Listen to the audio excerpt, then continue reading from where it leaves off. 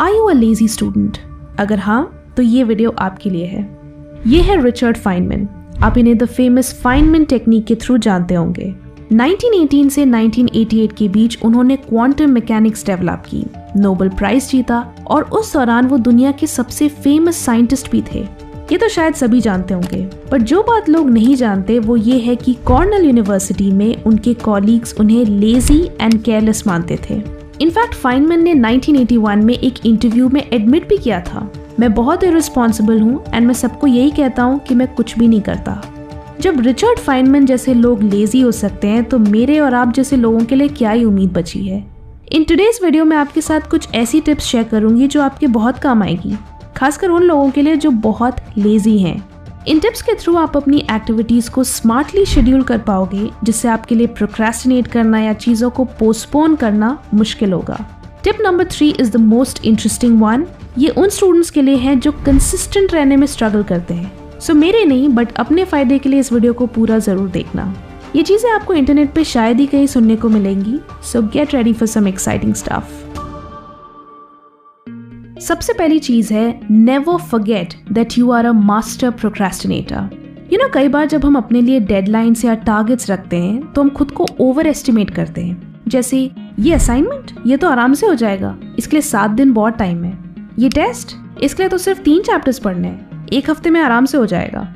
When you make plans like that, आप ये consider नहीं करते कि आप उस 1 हफ्ते में कितना टाइम प्रोक्रेस्टिनेट करके वेस्ट करने वाले हो।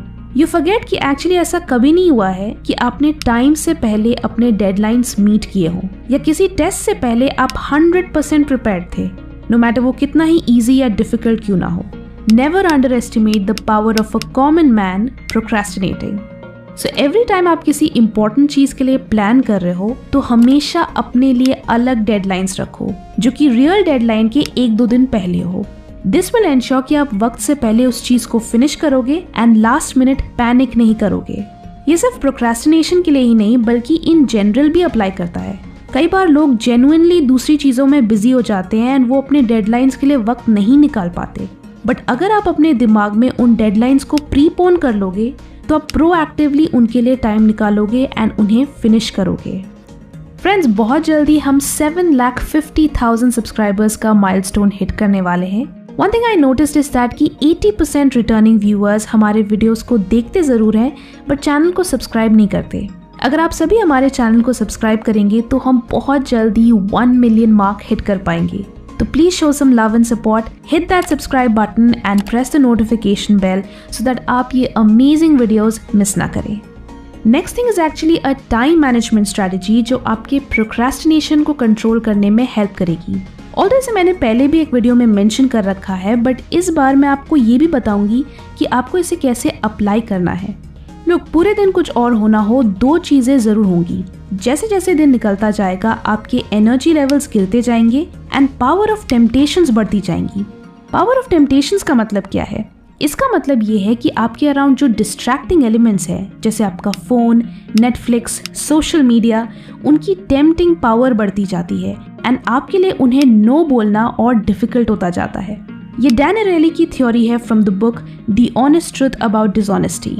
And this makes so much sense क्योंकि हम सभी खुद को फोकस्ड एंड डिसिप्लिन रखने के लिए इन सभी डिस्ट्रैक्शन से दूर करते हैं, सेल्फ कंट्रोल मेंटेन करते हैं, बट दिन के एंड तक वो और भी टफ होता जाता है एंड अल्टीमेटली हम गिव अप करके उन डिस्ट्रैक्शंस में उलझ जाते हैं। सो जब आप अपना डेली रूटीन प्लान कर रहे हो देन इस चीज को जरूर कंसिडर करो। वो चीजें जिसमें high energy and high concentration की जरूरत होती है उन्हें दिन की शुरुआत में करो, क्योंकि दिन की शुरुआत में हमारी energy levels and concentration levels high होते हैं, तो इस टाइम पे आप नेचुरली एक फोकस स्टेट में रहते हो। आपको अपने ब्रेन को फोर्स करने की जरूरत नहीं पड़ती, आप चीजें इजीली एंड एफर्टलेसली अंडरस्टैंड करते हो।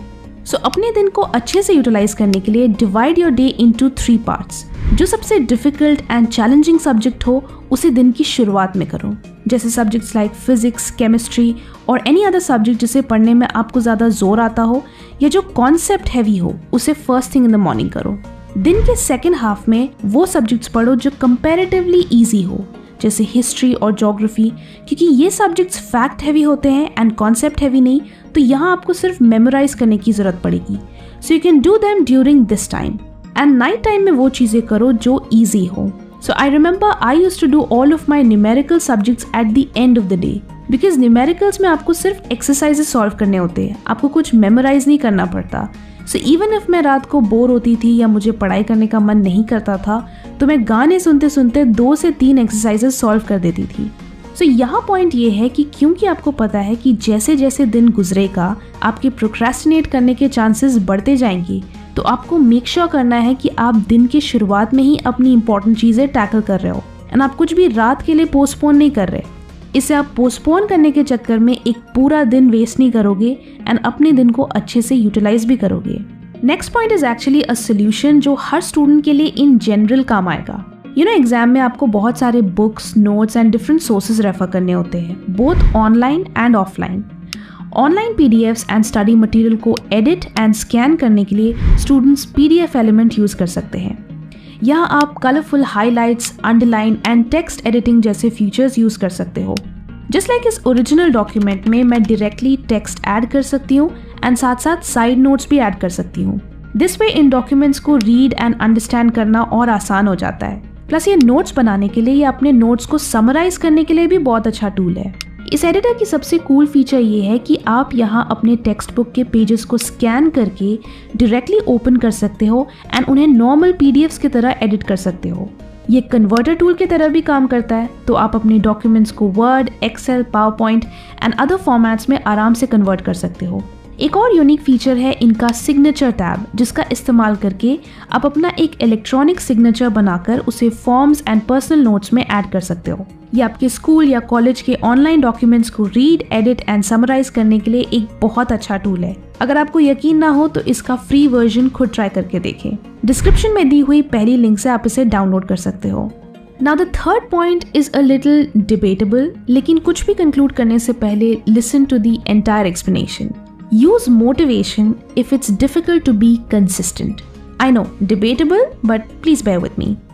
Let's face it, ideally हर कोई चाहता है कि हम एक disciplined lifestyle follow करें, टाइम पे सोए, टाइम पे उठे, टाइम पे पढ़ने बैठे और पढ़ते रहे। But ये every time possible नहीं है।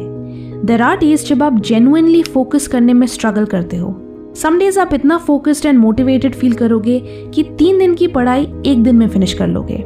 एंड सम डेज आप इतना लो एंड बोर्ड फील करोगे कि 3 दिन की पढ़ाई 1 हफ्ते में भी फिनिश नहीं कर पाओगे। So learn to be flexible. अगर बहुत कोशिश करने के बावजूद भी आप कंसिस्टेंट नहीं हो पा रहे हो, देन इट्स ओके। इन मोटिवेशनल हाइज का फायदा उठाओ। जब आपका फोकस हाई हो, मोटिवेशन हाई हो एंड आप जेन्युइनली पढ़ना एंजॉय कर रहे हो, then make the most of those moments. No matter ये मोमेंट्स कितने ही रेयर क्यों ना हो, जब भी आपका इंटरेस्ट एट इट्स पीक हो, utilise all of your passion for the subject and double your performance. अब इसका मतलब ये नहीं है कि आप रोज सुबह उठकर सोच रहे हो कि आज पढ़ने का मन कर रहा है नहीं, क्योंकि वो कभी नहीं करेगा। It's about knowing with complete honesty कि कब आपको खुद को एक्स्ट्रा पुश करने की जरूरत है एंड कब नहीं, कब मेहनत करने में फायदा है एंड कब नहीं।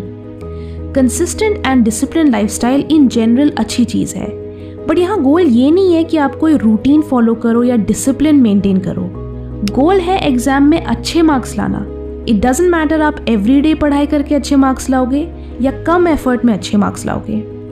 लाइफ में जितना कंसिस्टेंट होना ज़रूरी है, उससे कई ज़्यादा फ्लेक्सिबल एंड रिसोर्सफुल होना ज़रूरी है। So you don't have to feel guilty अगर आप इरेगुलर हो या आप फोकस करने में स्ट्रगल करते हो या आप अपने प्लान्स को प्रॉपरली एग्जीक्यूट नहीं कर पाते। जब तक आपको पता है कि आप ऑनेस्टली कोशिश कर रहे हो एंड आप फेवरेबल कंडीशंस में इससे और अच्छे तरीके से पढ़ पाओगे, then it's okay to take a break. Take a break, fall behind, catch up with 10x power and go ahead. Spend less time feeling guilty and more time feeling confident that you will make it happen whether you're consistent or not. Video अच्छी लगी तो like करें and बहुत अच्छी लगी तो share भी करें। Thanks for watching and stay focused.